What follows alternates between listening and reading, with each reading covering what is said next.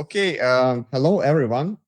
Today we have a very interesting webinar topic. We have a modern electrical schematics design considerations.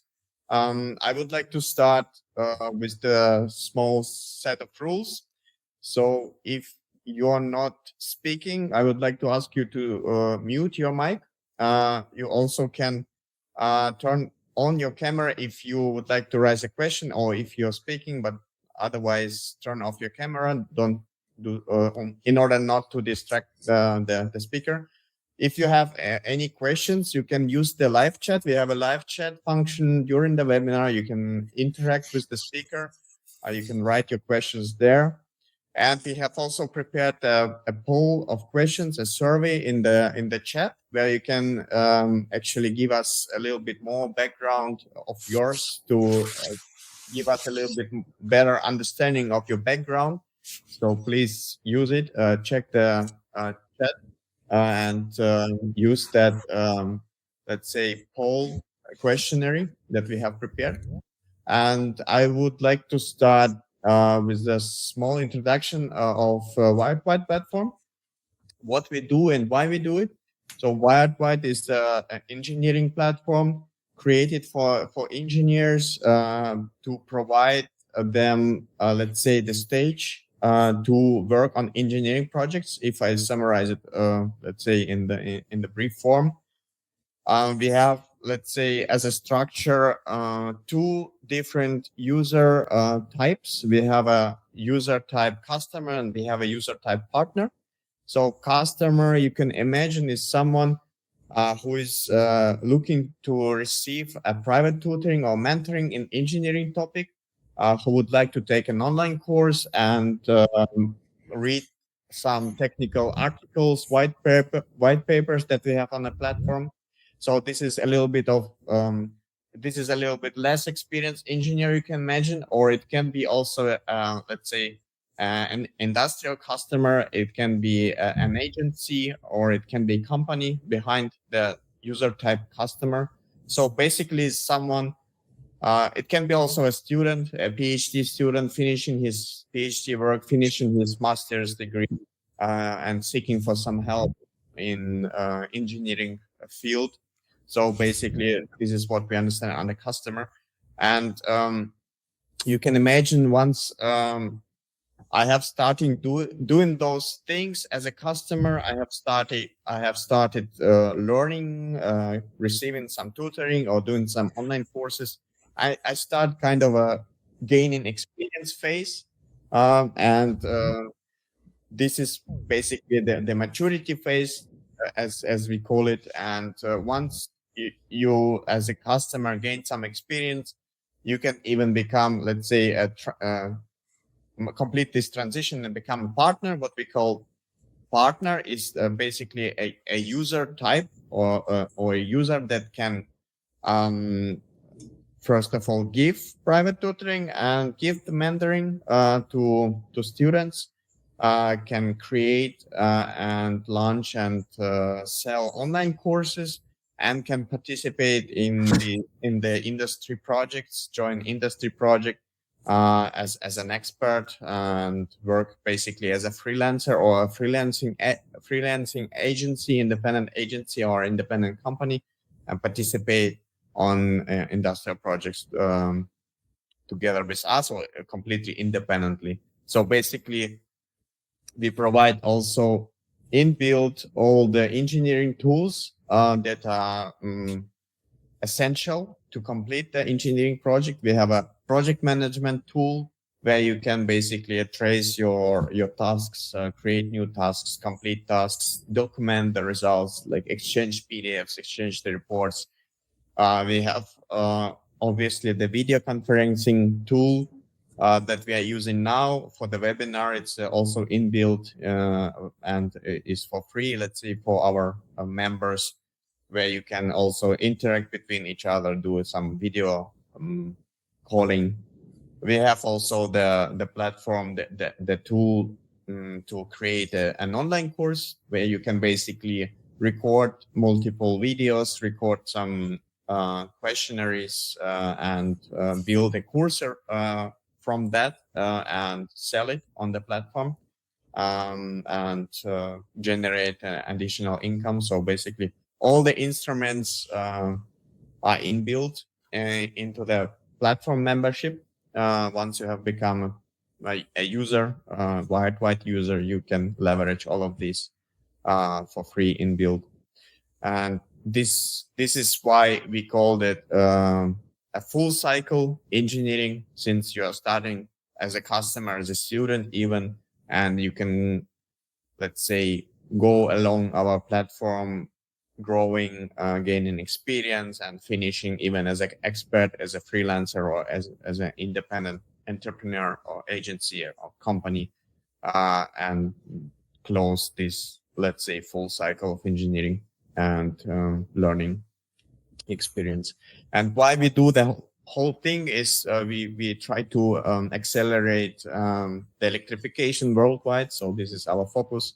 We believe that providing such a platform contributes to that and make it possible to enable globally, to enable this sort of cooperation and knowledge sharing. And this is why we do that. And today, I would like to introduce you our speaker, Norman Barton. Norman is the owner and operator of Barton Electrotechnical Inc.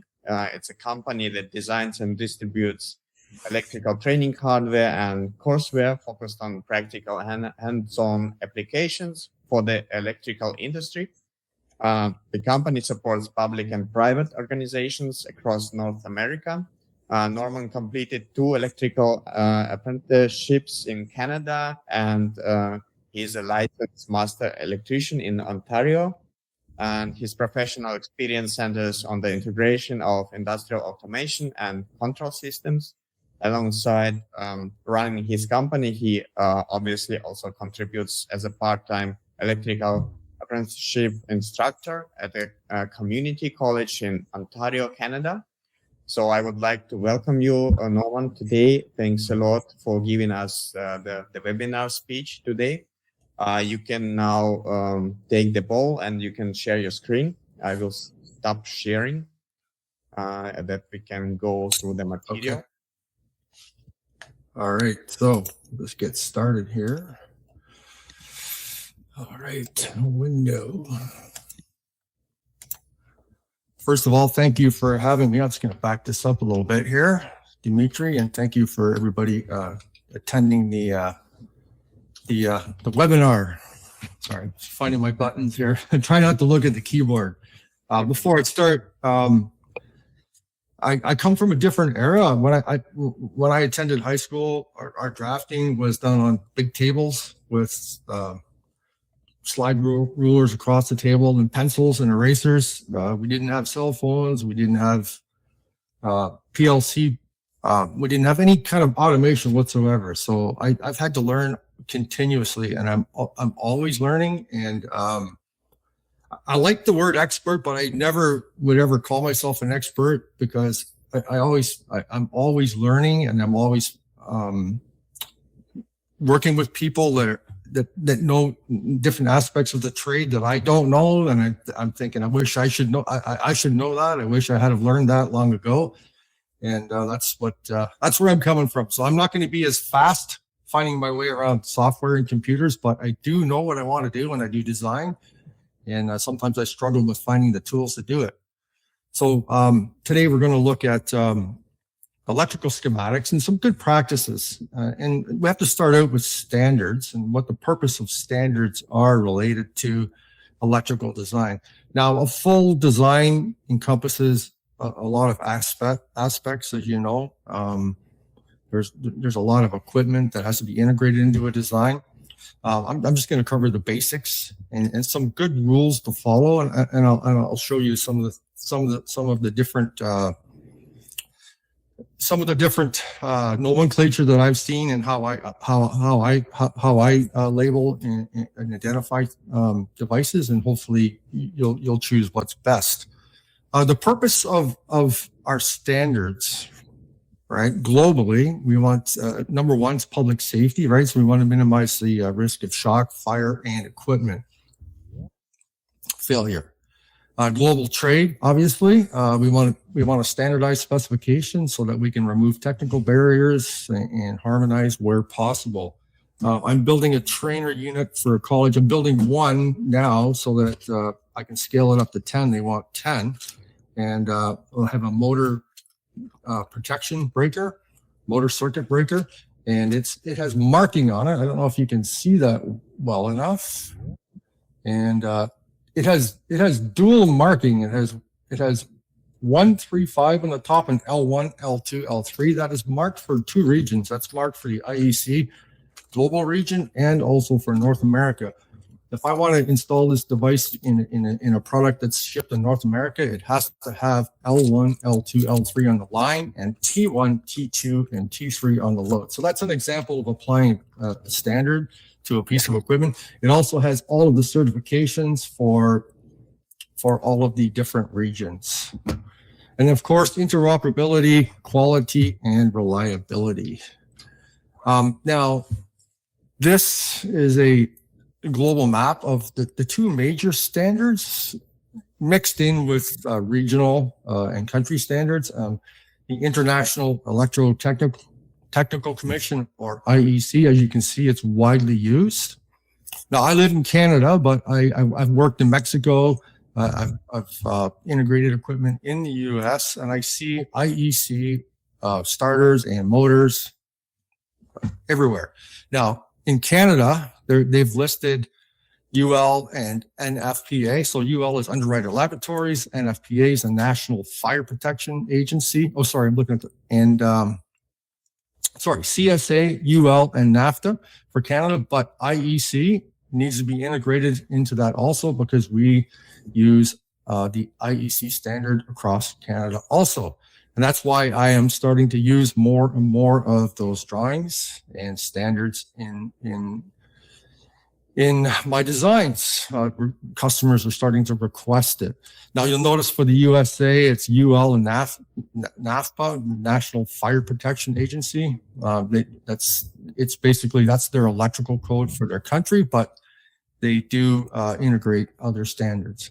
Now, when you say standard, when you say IEC standard, it's a collection of standards, right? And I don't want to discuss what they are, but we'll get into it when I start showing you some of the drawings. So what else should I discuss on this? As you can see, it's quite global in nature. And it's good to learn both. So I'm going to read you just like the purpose of a standard, just from the Canadian Electrical Code, which used to be, I don't know, a couple centimeters thick, and now it's about 4 to 5 centimeters thick. I don't know. We keep coming up with new rules.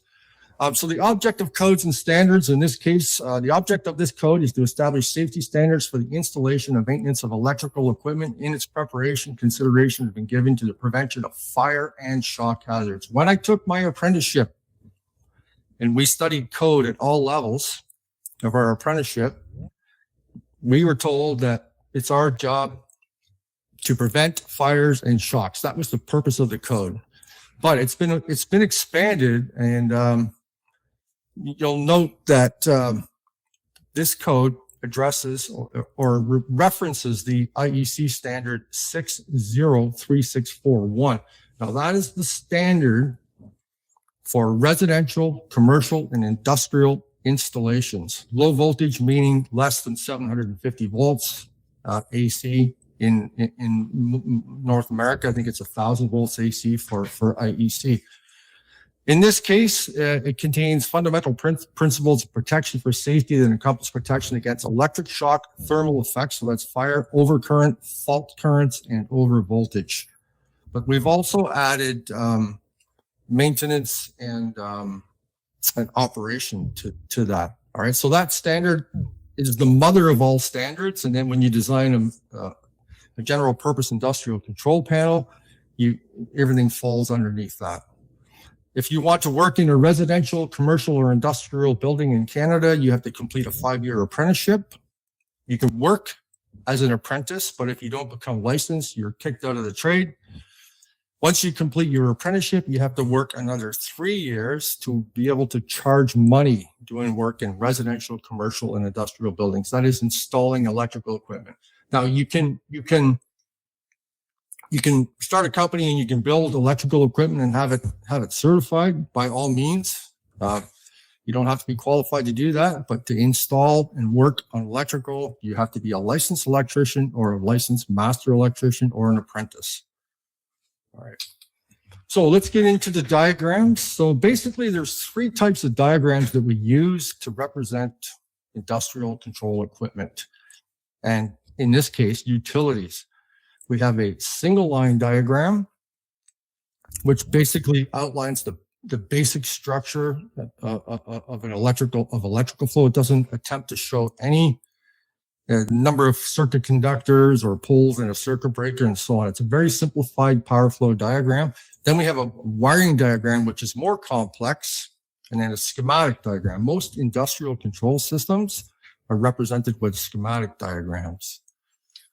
So a single line diagram, as you can see, it doesn't make any attempt to show the number of conductors. I don't know how many coils are in this transformer. Can everybody see my pointer okay? Up on the upper left? Okay.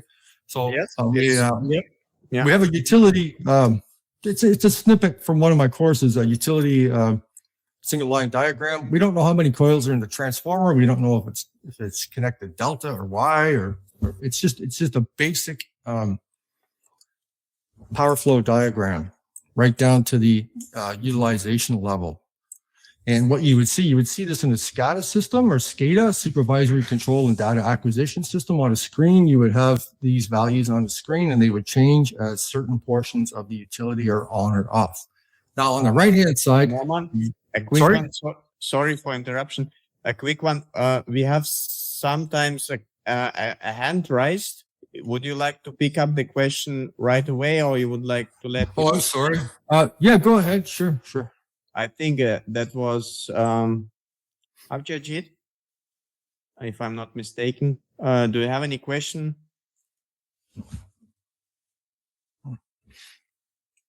If he has a question, he can just type it in the chat. We will pick it up. Yeah.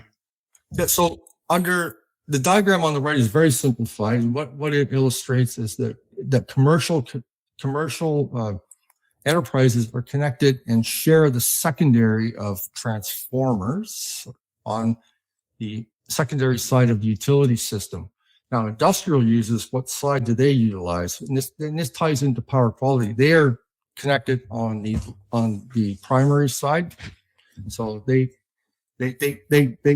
have solely their own substations, which is important when you're doing power quality studies. So that was the purpose of that diagram. Now this is a wiring diagram out of a furnace, and what a wiring diagram does, it attempts to show the actual layout of the equipment, how it's laid out in the actual apparatus. So if you open up a fridge or a stove and you get the wiring diagram, it'll show you where the motor is located, where the controller board is. It'll show you wire colors, and it attempts to lay it out so that you can service it. Now, what you'll notice is there is a wiring diagram where my pointer is in this blue box, and on the right-hand side, there's a schematic diagram it's in a completely different form. The schematic diagram basically just explains the logic of how the system works, whereas the wiring diagram, it sort of attempts to allow you to see how everything is laid out so that you can service it. I want to just go back to single line for a second and elaborate a bit more.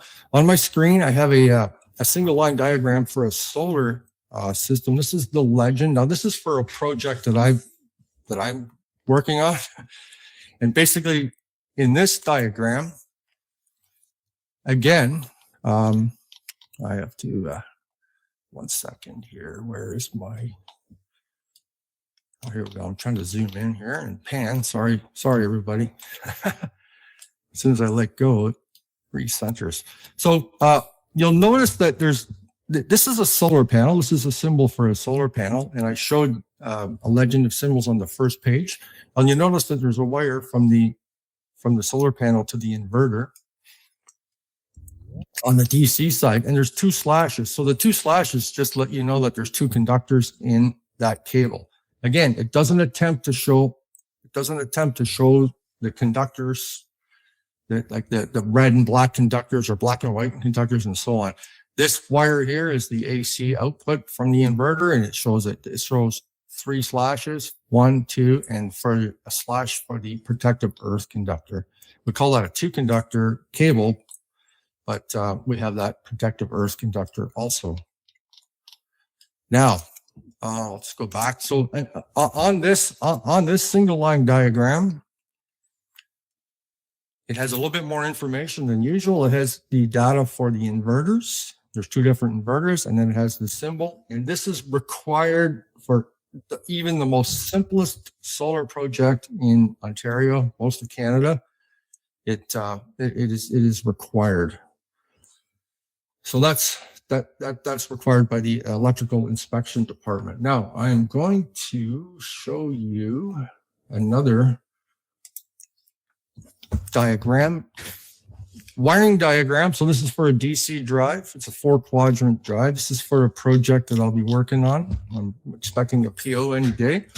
And they're referring to the diagram as a connection diagram. So they show you the physical layout of the equipment. Now, if you're doing a design, you can draw a block diagram of this equipment and you can represent it very closely. I've seen some designers capture through screenshot and put a diagram like this diagram here, this layout, this mechanical layout, put it into into a schematic, and then show the connections. All right. So this is called a connection diagram. It shows you how to do the physical connections. All right. So you'll see combinations of those in the field. All right. So I'm going to go back to the presentation. Oh, sorry, everyone. So again, this is a standard connection diagram. This is very, very simple. This is to show you how to hook up thermostats on a furnace. You get colored wires and labels. So this is for like a residential customer. Like if you're designing a very simple piece of equipment and you want to market it, you have to package it up so that anybody without any electrical experience can connect it. And that's what they do in this case. Very common in heating, ventilating, cooling systems. Now we're into the schematics. So in the schematic diagram for industrial controls, we don't attempt to show how things are wired or connected. We just basically explain the logical flow.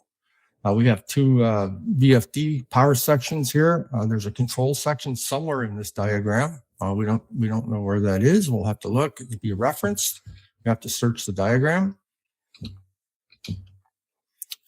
Let me just back up. This is the power section of a schematic. It's a snippet from one of the diagrams that we're going to go over.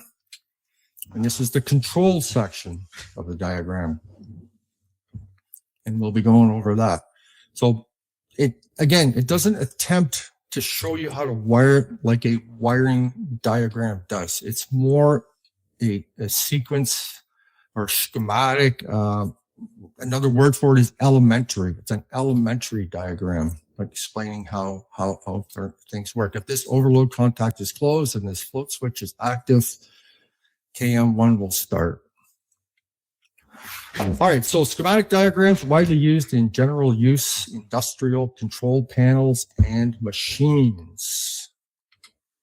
There's 2 standards for drawing them. There's IEC, which is a global standard that I showed you earlier, and IEEE, which is a standard that is adopted by the National Fire Protection Agency, the NEC, and other codes. All right, but it's the primary one that we use for general purpose industrial control panels and machines. How are they different? Okay, so this is something that we need to get into. I'm going to bring up some software. Now, what I wanted to do is do a little drawing demonstration, but when I change between the 2 standards, sometimes the software gets a little twitchy and I have to restart it. So if I have time at the end, I could possibly do that if Dimitri allows. We'll see. Now, so with software, most software packages, so AutoCAD, electrical, in this case, SkyCAD, I see 4,000 different software packages allow you to either design in the IEEE standard, and sometimes they call it NEMA, or in the IEC standard. Now, this is the standard license for this software. It's actually very powerful for a free license. You have to create an account. Yeah, so basically you create an account and you can download it and run it. Under quick setup, if I run quick setup and I move next here, I get to choose between the IEEE standard, so that's primarily North America, Mexico, and Canada, and then IEC, the global standard. Okay. Now there's an Australian one, and it's sort of a mix of both. I haven't really done much with it. I'm starting to use the IEC one a lot more now. If I choose IEEE,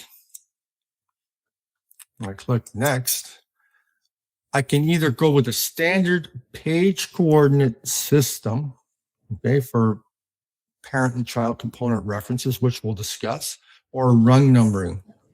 Rung numbering is the chosen standard, we'll say, for laying out diagrams. We call it ladder logic. Okay. Now, I don't want to set this up because I'll do it at the end. If I choose the IEEE, it's going to change my symbol library from IEC symbols to IEEE symbols, and they are completely different, and we'll get into that. The symbols are completely different. How these symbols are referenced in a diagram is completely different. Okay, so we'll get into that. I'm going to go previous. So if I choose IEC and I choose next, you can set up in this software. You can set up your title block and so on. And you don't get an option. Okay? Roman, we still see your slide. What? We still see your slide with the IEC and IEEE schematics. I don't know why that is, because on my screen I have. Oh, hang on. Why did it do that? Share screen. Why did it do that? Window, entire screen. Why did it flip from one screen? That is the strangest thing. Oh, so do you want me to go? I should go back and do this again. Now I can see the quick setup. Yeah. Why did it? I think one of the issues might be that on my toolbar where I'm selecting my application. Oh, let me just go back. I apologize, everyone. Please let me know ahead if that happens again. I don't know why. I had this up on the screen the whole time. I'm just going to cancel. Continue setup, cancel. Okay, so I apologize because I can't. So can I see my screen? I can see it right here, Norman Burton's screen. Okay, good. Now I can see my screen beside my my video image. I apologize. Okay, so now back to the quick setup. So as I was saying, most CAD computer-aided electrical design software packages allow you to choose either IEEE or IEC. And again, if I set it up for this, I may have issues, like if I go into it and show you the symbols. If I choose IEEE, this whole symbol library on the right will change. Okay, I'm going to click next. And as I was mentioning earlier, we can set it up as a standard page coordinate system, but the preference for North America is rung numbering. And I'll explain how that works. I'm gonna go previous, and if I choose IEC, which I'm already set up for, you can set up your title block. If I click next, and if I hit apply settings, it'll do that. Now the reason I don't want to go between the two is sometimes I have to shut down the software, and again, I can do a little demonstration at the end. Now, when you choose between the two standards, all of these symbols will change on the right hand side. So they will, like for example, under pilot devices, Like all of the symbols are drawn vertically for IEC. For IEEE, they are drawn horizontally on the page. All right, so that's one tell. As soon as you see that, you know. Same as PLCs and drives. Here we go, drives. They're drawn on their side, as you can see. All right, and for IEEE, they're drawn vertically. And we'll get into that. So what I'll do is I'll how much time do we have? Okay, what I'll do is I'll go over the an IEEE example project. I'll do something fairly simple just so you can see how they're laid out.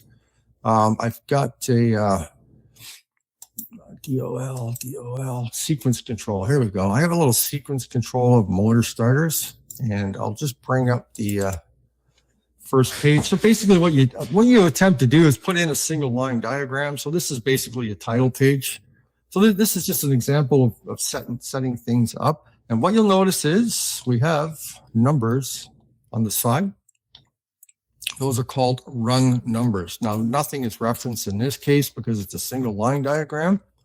When I click on the power circuit, we're on page 2 of the diagram. You'll see those numbers. Now you can customize those numbers so that you have fewer numbers. That's a lot of numbers on there. And you'll notice that everything is referenced to these numbers. So if you follow my pointer across to that motor is located on page 2, line 12. All right, so we call that line referencing.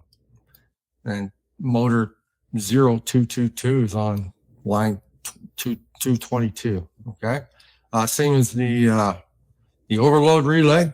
It's referenced to that line also. The fuses. You can even use it to label your wire numbers. You can do that also. Okay, so keep in mind we have a contactor, and the contactor is labeled C0306. Why is that? It says 306. That is a reference to what is called the parent device. Okay, so if we go to page 3 of the diagram, we're on page 3. There is a coil, and it is located on 306. Right. So in IEEE, everything is referenced to a line reference, which includes the page number and a line number or rung number. PLC logic, they use the same sort of layout when they're talking about ladder diagrams. These symbols are completely different than IEC. All right, so if I click on the coil, it should show me what's actually, if I can get the references here, it's showing me that it's controlling this contactor on the previous page, and everything is cross-referenced that way. Even the control devices, even the timing contacts, they get the reference. Okay, it's timing relay 309 because the coil that controls it is located on page 3, coming over at 9 here. Okay. Now the benefits of this, if you make modifications to the program, you only affect that page. Okay. If each one of these coils is referenced to page 3 and the different line numbers, then if you add one or if you put a switch in series, you only affect that page. And you'll notice that you can generate wire numbers. This wire right here, 0306, that wire between pin 96 on the overload, OL212 and OL222, that wire only exists in one instance, and it has 2 labels on it. It has a label on the pin 96 end and on the 95 end, but it only exists here, and it can't be confused with any other wire. Okay, so again, this is a parent device. And if we go back to the power circuit, this is the child component that that it controls, and it references back and forth. So I'm covering some of the content that's actually further down in the presentation that I had up on the screen earlier. The overload, you'll notice that there's a contact right here. It's referencing a normally closed contact on page 306. That's at this location. If that motor suffers a sustained overload and that overload relay trips, all of this logic is inhibited. Nothing can happen after that normally open overload contact opens. Okay, so that's how that works. And if you decide to choose to, these are my drawings. If you decide to choose to use SkyCAD, they do have a couple of example projects, but just be aware, they don't put a lot into these. They just show you the functionality of the program. I'll just quickly go over it. Actually, I need to close all these first. Otherwise, I'm going to have way too many open. If I click on the example project and I go to schematics, they actually have a panel layout also. There's a panel layout in that project. If I can just somehow expand it, damn it. I always run into these issues on this thing. So they have a panel layout, a back panel layout. They have a single line diagram and incoming mains. So they have an incoming mains page, and on an IEEE, the breaker is fed on the top of the breaker and the power wire is down the page. Okay. The mains, notice the wires. Don't pay any attention to the wire numbers. I'm not a fan. You'll notice that there are two drive components. There are two power components. There's a drive and there's a soft starter. In this case, they are only showing the power components on this page. So we have a contactor and a cross the line or DOL starter. We have a drive and we have a soft starter. There is a power supply, DC power supply, and an AC transformer. Now, that's my preference for laying these out. If I go down to a controller page, I'm just showing you there. That's the ladder diagram that they use for IEEE. I'm going to go to conveyor controls. There is the control portion for the drive that I showed you earlier. It's my preference. You don't have to do this. It's my preference. And in their example, they did it. You separate the power section of the drive and you keep it in the power section of the schematic. Okay. And if I go to the next page, I showed you a soft starter earlier. It's good to separate the control section of the soft starter and put it in with the control circuitry or schematics. All right. So does anybody want me to go over that again, or are we okay? We'll be getting in. You're going to see more of it. So I have to close all these and I just need to go back to my PowerPoint for a second. And hopefully I don't screw things up here. Why is it doing this? Oh, here we go. So I'm gonna go into the IEC schematics, which you're probably more familiar with. So I'll go over the diagram layout, the incoming mains power section and control section, PE circuits, wire colors within the panel, and wire numbering best practices. Now, please tell me if my screen comes back up.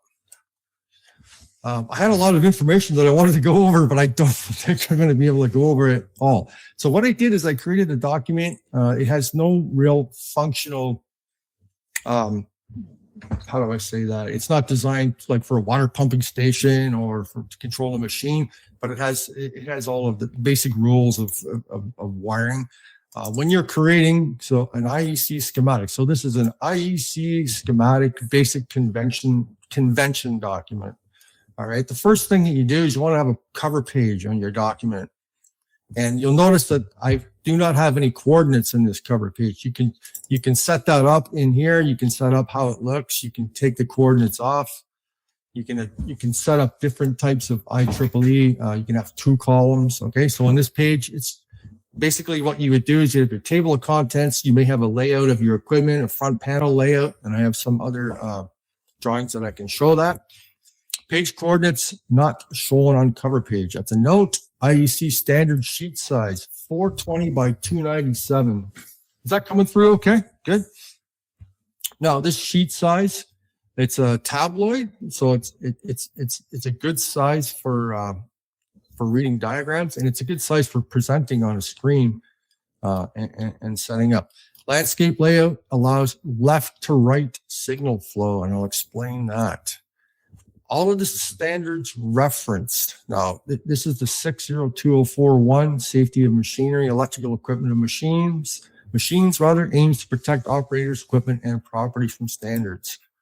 This is the standard that I read earlier that applies to all of the residential, commercial, industrial buildings, and all of the equipment that's installed in those buildings. And there's a lot of overlap between the two. And we have all these other ones. I don't want to read them all off because you'll see them as I work through this document.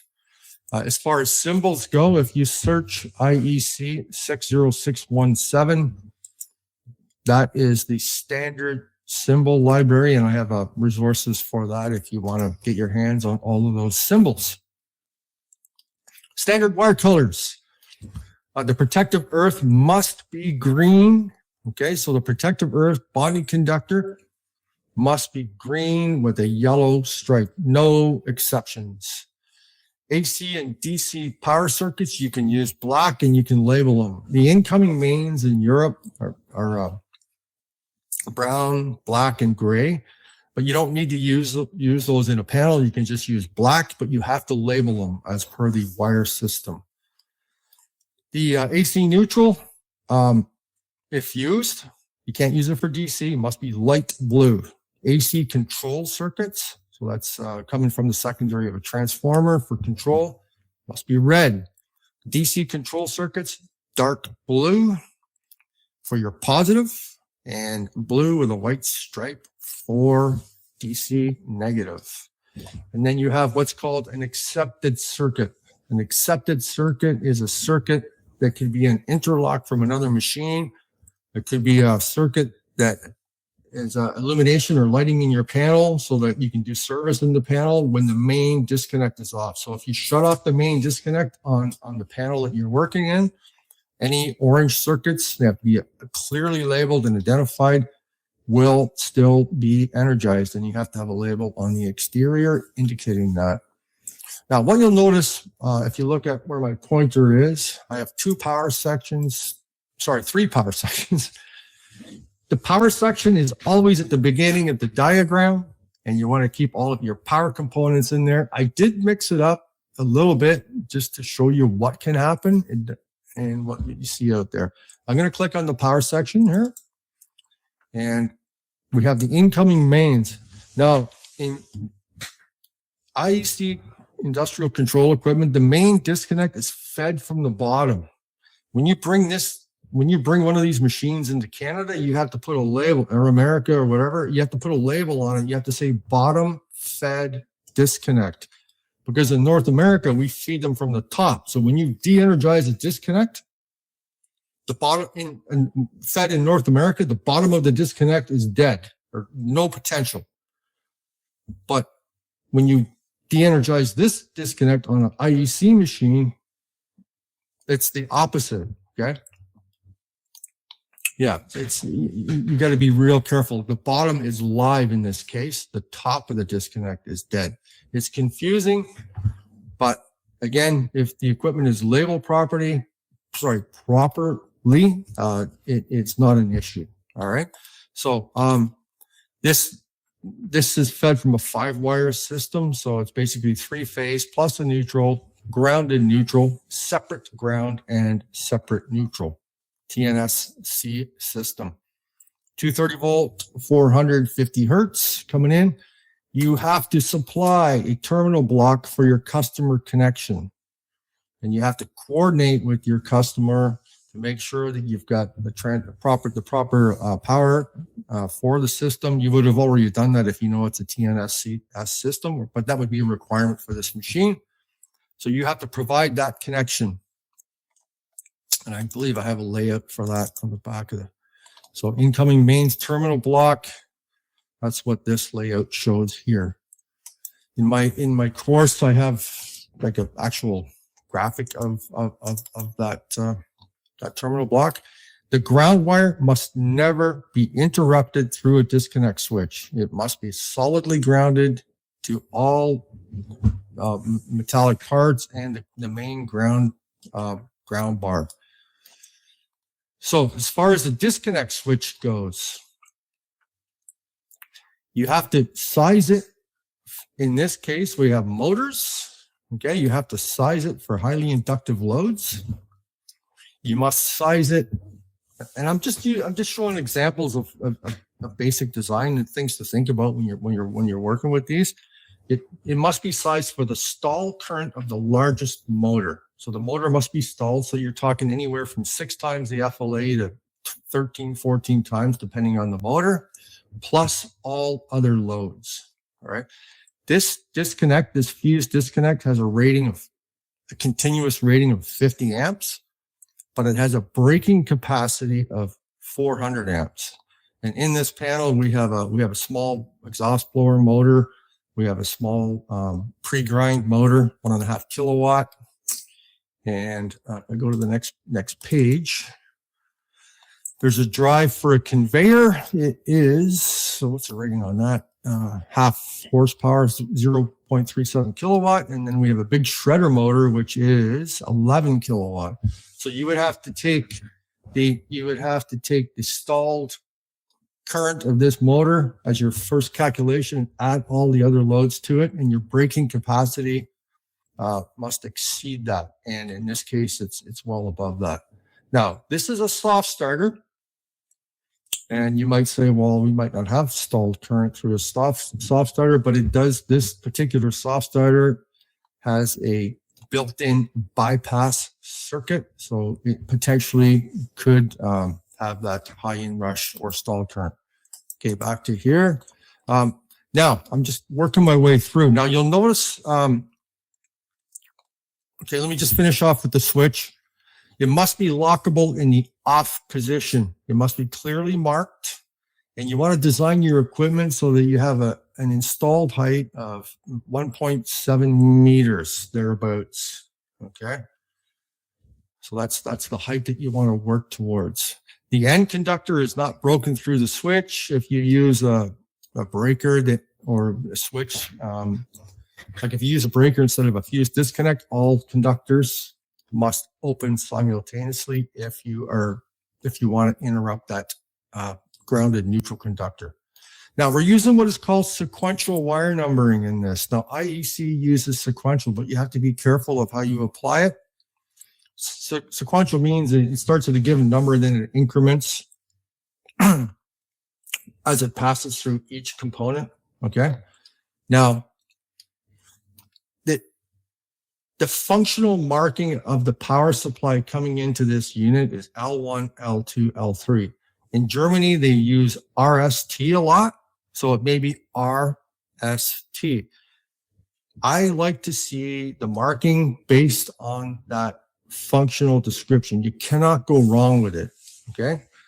And what I'll just explain how it works. So you've got your first series of wires in the panel after the disconnect are marked 1, L1, 1L2, 1L3, and then signal flow. So the signal flow is from left to right. So as we cross over here and we go down, we have a new series of wires. So we have 2L1, 2L2, 2L3, 3 L1 series, and then over here we have 4 and 5, and that's how you build your wire numbering system. On the motors, I like to identify my motor leads based on the connections, UVW. This is the first set of motor leads, U1, V1, W1. This is the second set, U2, V2, W2, and so on, okay? They are connected through a terminal block in the panel out to the motor. Now, let me just spend a little bit more time on this wire numbering. It's really, really important because I've seen a lot of different systems out there. Now, I installed a mixer about 12, 14 years ago. two mixers, a pilot mixer and then a main mixer. It's almost like 2 million euros worth of equipment in an industrial facility. And this is the incoming mains on the left-hand side here. All right. So you've got L0, 1, 2, and 3. And do you notice what they've done here? They've just applied the markings. Looks like 4 is missing. 4 should be right here. You've got 4, 5, and 6. And then they even labeled the ground 7. Now, why did that happen? Software has automatic wire numbering systems, but you have to be very careful with it. You'll notice line 8, 10, and 12. There's nothing to say that you can't do that. The only problem is if I look here and I see L11 and I'm in the field and I see a wire number L11, I don't know what phase that is. I don't know if it's phase A, B, or C, or L1, L2, or L3. That's why I always like to use the functional description and then expand on it. If you go right down to the end of the power wiring, you're down to L43 and L45 for power wires. What phase is L43? All right. So I'll show you that again in the example that they used in SkyCAD. So we have to be very careful with that. You're almost better just to force those values and do them yourself. And all the way down to where the power stops, and we're into control power now. We have control power supply. What you'll notice here, L52, 53, 54. That's crazy. Yeah, L52, 53, 54. What you'll notice here, they switched to what's called just straight sequential wire numbering, and they put a 00 on the negative of the power supply and a 01 on the positive. So they've identified the negative and the plus 24 in this case. And then everything now is on a per page and per number basis. So like 0701, your first wire generated on that page or whatever. Now I'm going to be going over that very shortly when I go back to that diagram. So we have to be careful of that. Okay, I'm going to go back to SkyCAD. Everybody's got that up. Now, let me just show you that I'm just going to open up one page on the IEC. And you're going to see the same thing. Let me go to the mains.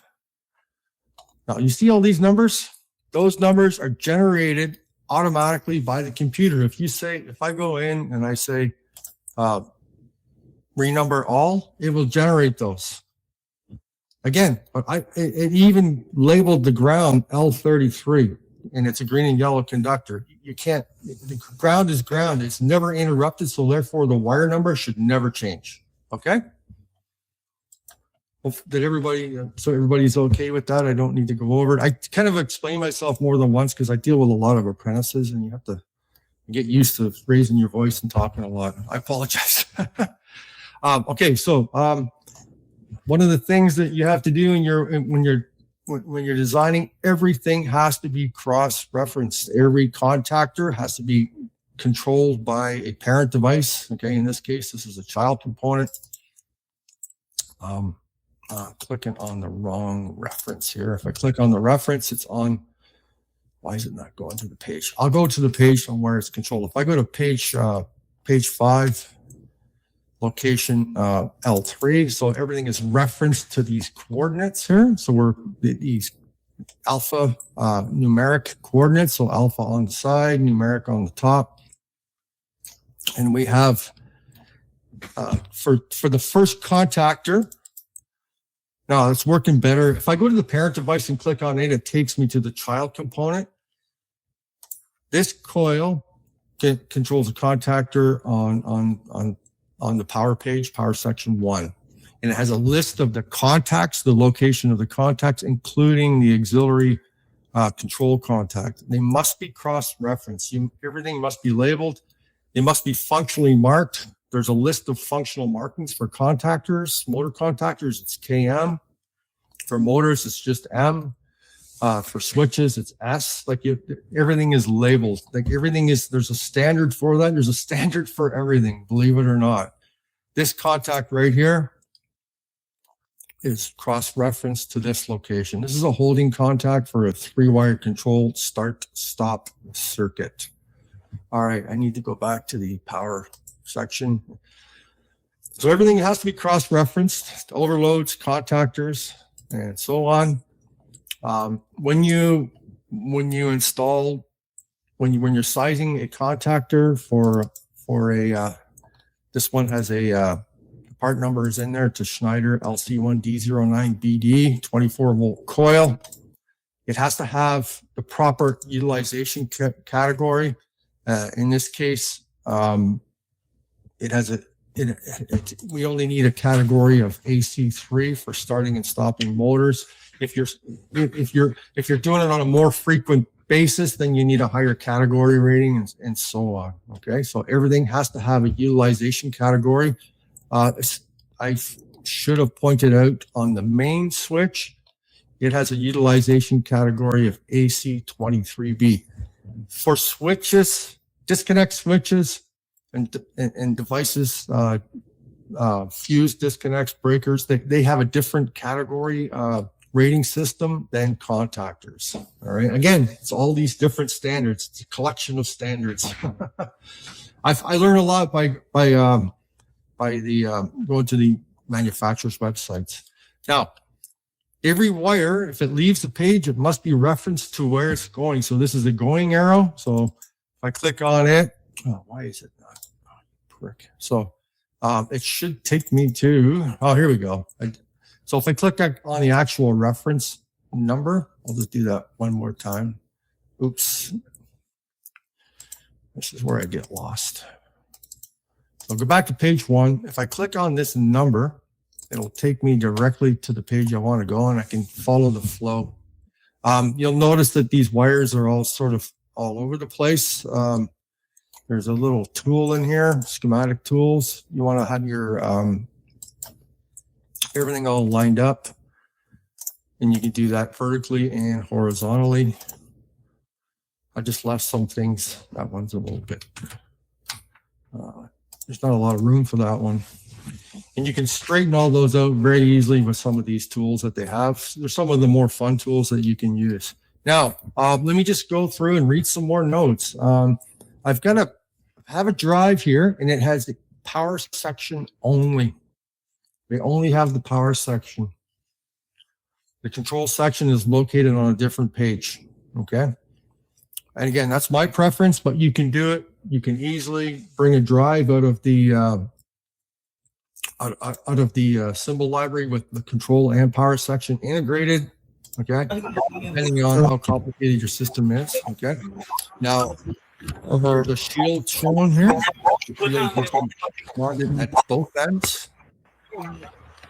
As per the standard, you cannot rely on this shield to carry the ground from the panel, okay, from this panel out to the motor. You must have a separate ground for that motor, okay?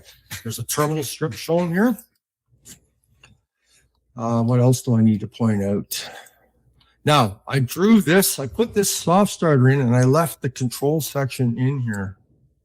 I left it in here just to show you the difference between the two. Now, soft starters and VFDs or inverters, big difference when you're installing them. An inverter has its own built-in power supply.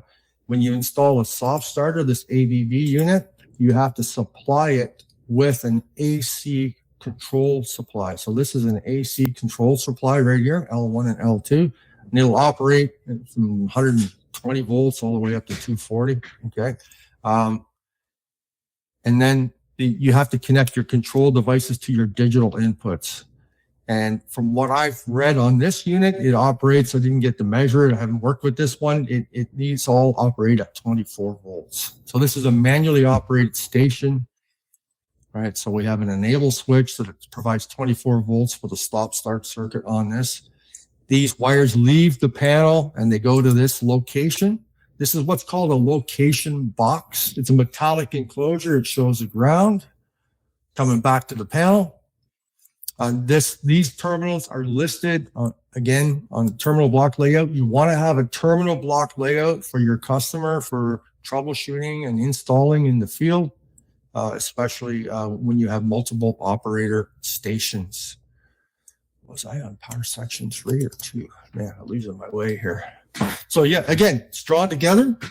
You can decide on what your preference is. Okay. There's one issue with this, and I put it in on purpose. We have a circuit breaker supplying the power to the control section of this soft starter. This is a big motor. It's an 11 kilowatt motor. All right, so we can't just connect it across the line. We'll have issues with fusing and breakers and pulling power down. Plus, it has a big flywheel. Shredders usually have a high inertia mass that you have to ramp up slowly to get the knives spinning. I've worked on a few of them. This is incorrect. We must use a transformer at this location. And what you'll notice also, we've started wire numbering here based on just a sequential number. Now, this wire numbering, I have to explain, there's two types that you can utilize in control wiring. You can use sequential, and it starts at a given number and it just increments with each new piece of wire. But unlike IEEE, if wire number 46, there's no reference to a page. I don't know what page that's on. You can do that. It's totally allowed within the standard. What I've seen and what I like is per page and per wire number. So you'll notice that there's wire number 1, wire number 2. It's located on page 2 of the schematic. So I know if I'm in the field and I see, or if I'm working in this, this operator console, and I want to add a button or I want to replace, and there's the wires, I need to disconnect it and reconnect it. I know that coming into the console, I've got 207, 206, and 205, and I can clearly see where I connect them on those devices. And I know to look on page 2. Whereas if you use straight sequential and you have like 130 wires, you don't know what page. You have to scan through the document. All right. So keep that in mind. It's a per page and per wire generated on that signal flow from left to right and from top to down. You increase as you go. Okay. You'll notice 0201 right here, which is tapped off of this wire here. It's an on-page reference. Now, I'm going to attempt to fix this problem here. I'm looking for power supplies and transformers. Now sometimes it flips between alphabetical and other. So this transformer. Now I have to tell you, with working with different software packages, this transformer, it's drawn in an IEEE symbol format. It's not an IEC format. If you have to absolutely have that, you can draw your own symbols. Okay. So, but it works for what we're doing here. So I put a transformer in there, but I'm missing one part. And the part that I'm missing is I have to bond that transformer to ground. Right. So this conductor right here must be bonded to ground as per the standard, right? There's different ways we can do it. We can do it through a terminal strip, or we can just take it, and for now, I'll just show it grounded, and that's taken care of. All right. So I just wanted to make sure we corrected that before. What is going on? Here we go. Connections. I'm just looking for a ground connection, one phase. If I just take that and connect to that transformer. Actually, I need to get it on the wire itself. Anyway, so probably put a terminal on the wire and ground it. You need to ground it as close as possible to the transformer. And you would need to label these as per the unit that you're using. In the case of what I use, it's mostly X1 on the secondary and X2 for the other lead. Where did that go? I need to get right on that little conductor right there. That little label. I can't get it. The ground's in the way. So that's X2. So everything must be identified as part of the equipment that you put in. Okay. So let me just move on to the next page. I don't know how we're doing for time. Oh, we're way over. Are we okay for time? What is your estimate, Norman? How long do you have? still to Dimitri? go. Oh, sorry. What's your estimate, Norman? Go to the next page. How much time do you need?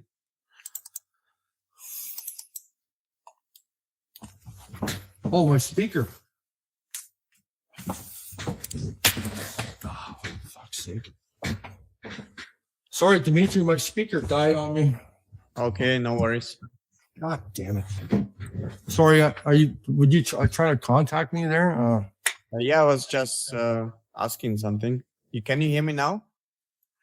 Yes. Okay, no worries. I could hear you the whole time, so our attendee. I apologize so much. I apologize. I just, No I don't know. No Ever worries. since I was just I asking. bought this new computer thinking I would have. Yeah. It would be, It's always like that. Yeah. ah, I was asking, like, how much time do you need to go still? What's your estimate? I don't know. I can just finish this document, this one example, and then we can wrap up. Sorry, it took longer. I guess we got a little later started, and it took longer No than worries. what I Yeah. thought. I apologize. No worries. Do we still have some attendees that are? Yeah, absolutely. We can go through the essentials, maybe not so much into detail. Oh, okay. Yeah. Okay. Sorry. Yeah. I'm so sorry. I didn't. This damn. After the webinar, I will share the material anyways. So if we will have a follow-up questions, I will forward them to you after the webinar, so we can just go not so much into detail, but like go over all of the topics that you have considered for today. Okay. Yeah. All right. I won't go. Okay. All right. Okay. So I'm almost finished this. I'll just finish up this and then we can do the questions and stuff. Again,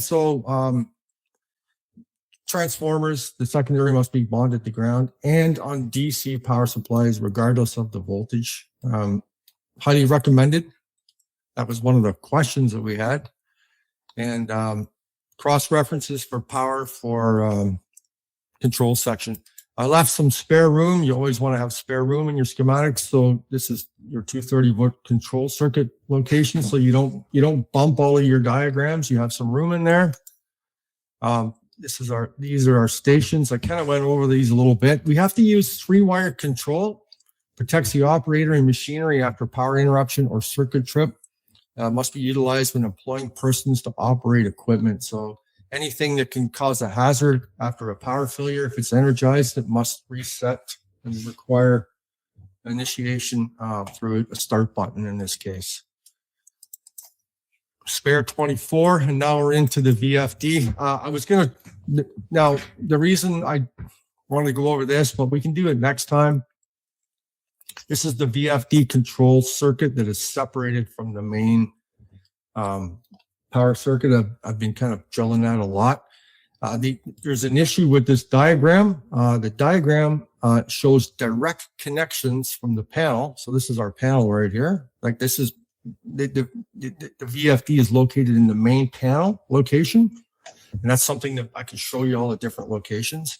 This location is in the field. It's a feeder operator console.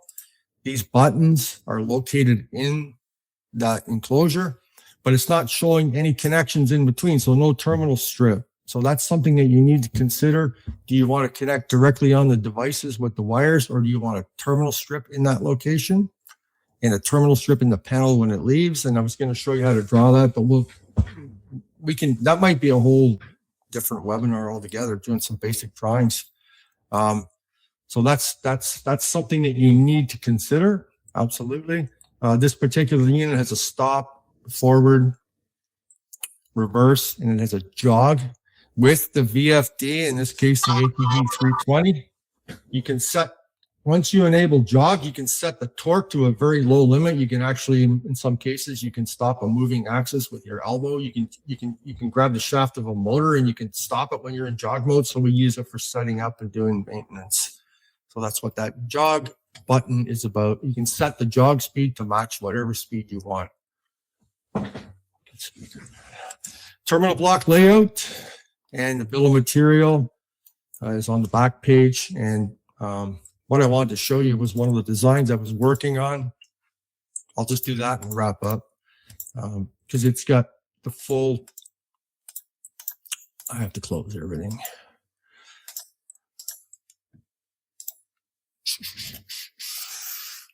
So one of this integration project right here.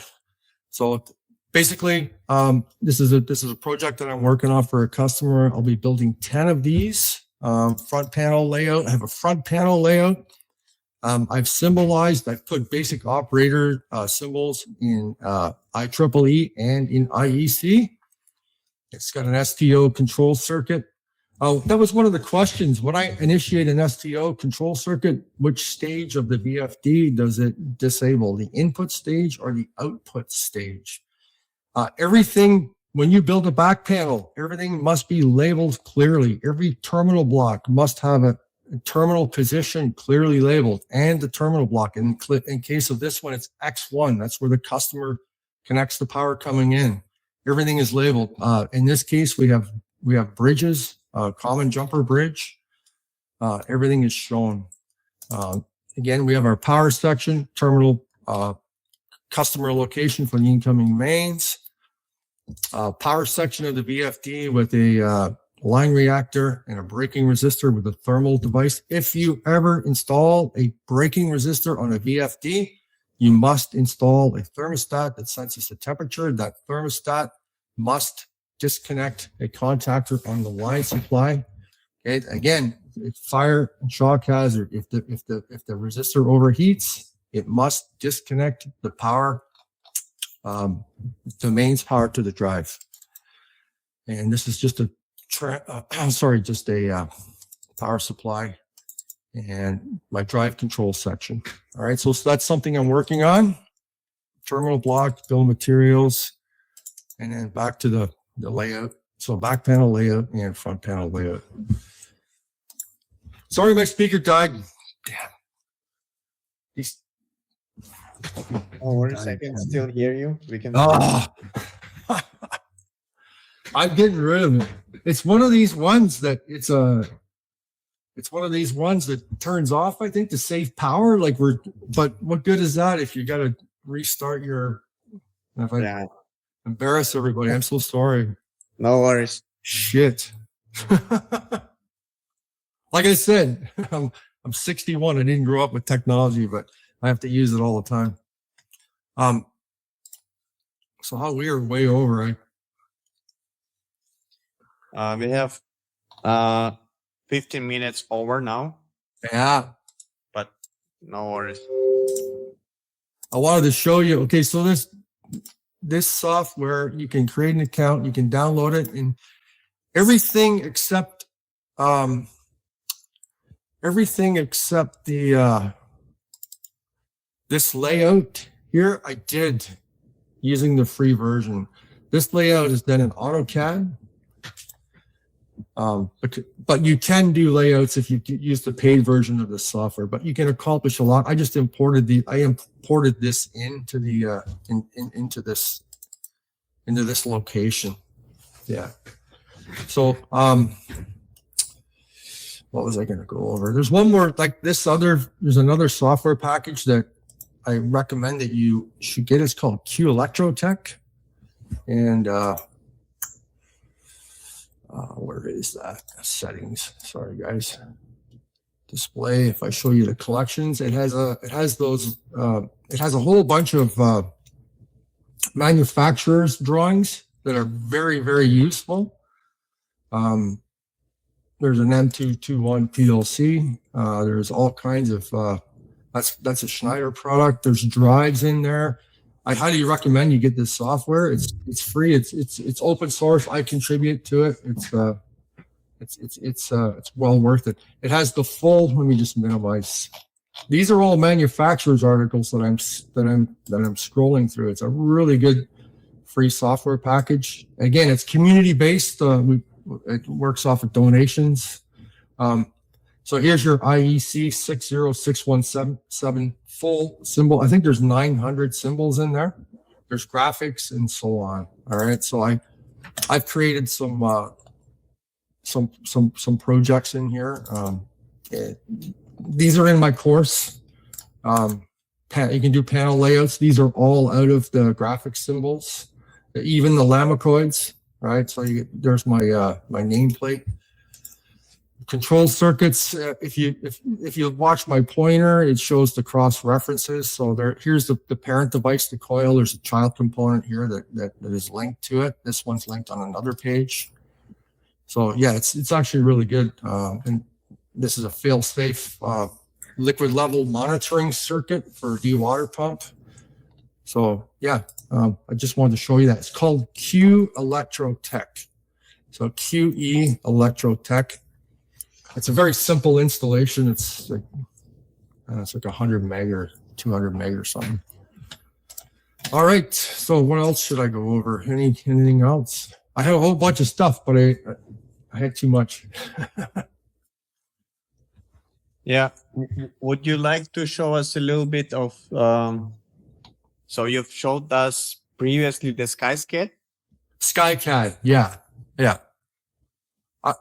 Do you have in use some other software tools that you're normally typically using? Oh, well, yeah. Look, here, I'll show you a trade secret. Yeah. Just right. Back in here. Yeah. I'm going to show you something. This is really, yeah, I was looking at this morning.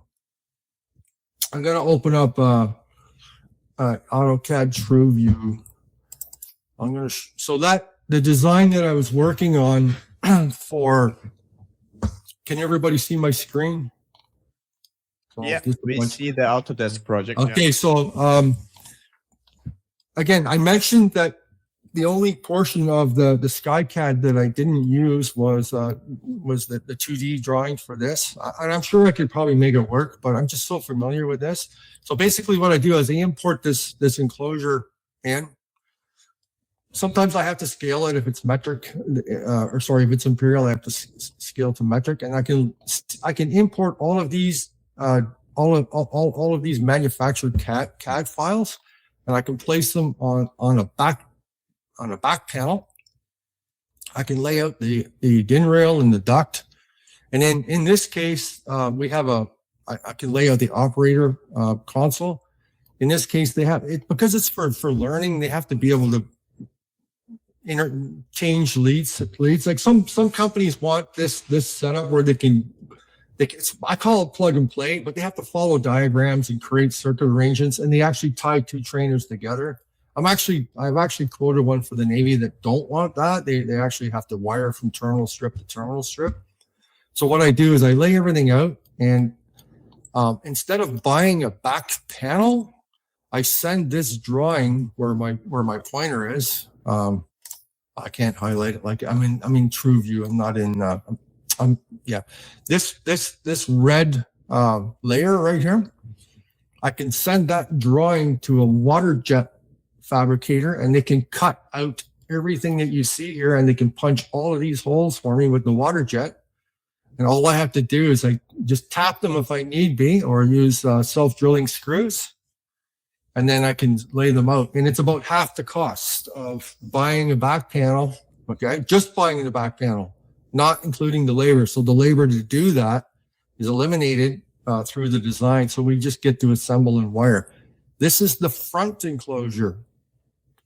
So you have to, in this case, there's a disconnect switch here with a rod, and then there's a motor control circuit breaker right here where my my crosshairs are, and it has to line up perfectly. So what I do is I lay that out, and I get this cut. I'll do the first one by hand. I'll drill it by hand to make sure everything works. But when I have to build 10 of these, I'll send the enclosure. I'll just take the front cover off the enclosure, and I'll send this front panel. It's a clear polycarbonate enclosure so that they can see all the components inside, and they can see the drive if it's faulted or whatever. And they'll be cut on a water jet also.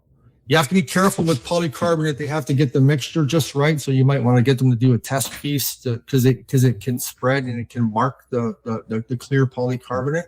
But we've got it down pretty good. So basically, I get these components, and then I just start assembling. I have a DIN rail cutter that I use. I just cut. It's like it's not a hot saw. It's a die. I slide it in and I cut it. I'd like to do some videos on that. And yeah, so that's a little bit of a trade secret for you. If you're doing multiples, it's good to do. I used when I went from construction and building and infrastructure into automation, we used to do full 3-section Ratal. You're probably familiar with Ratal panels, or German, and we would lay them on the ground, and our engineers would plot out the 1-to-1s, and we would tape them onto on the ground, on the floor of the shop, obviously concrete floor, and we would tape the 1-to-1 diagrams on, and we would punch all the holes, and then we would rivet all the duct, and then we would screw all the rail. We used to use Bosch servos. We would take those servos and we would have the holes all punched for them, and then mount them when we put the back panels into the main enclosures. So anyway, that's a little trade secret for sticking it out and listening to me for this length of time. It's very useful. Keeps the shops busy too, right? Keeps everybody busy. You can have it done on a CNC shop, but water jet's good because you can cut out the whole profile. Any questions? Yeah, we have a question in the chat. Oh, okay. From Abhijit. He's asking about whether he can open an E-plan drawing in SkyCAD. Okay, you can import DWG and DXF files. I don't know about E-plan. I am not sure about that. I can't answer that question. So I assume if E-plan is supporting these formats, probably you can open them with. Yeah, if you export it, like if you export it in one of those formats, then yeah. I don't have a lot of luck with other than the manufacturer's articles that I bring into AutoCAD, but from going from one to the other, yeah, it's a little tricky. Was that the only question, or somebody wants certification? Hello, everyone. So I'm just switching back. So did the polls work out okay, or? Yeah, you can check them. I think we have some of the answers. Not everyone gave his voice. Do you have any more questions? I think this is the best time now to raise a question. If anyone would like to speak or type his question in the chat, I think this is the best time. Just checking the chat live.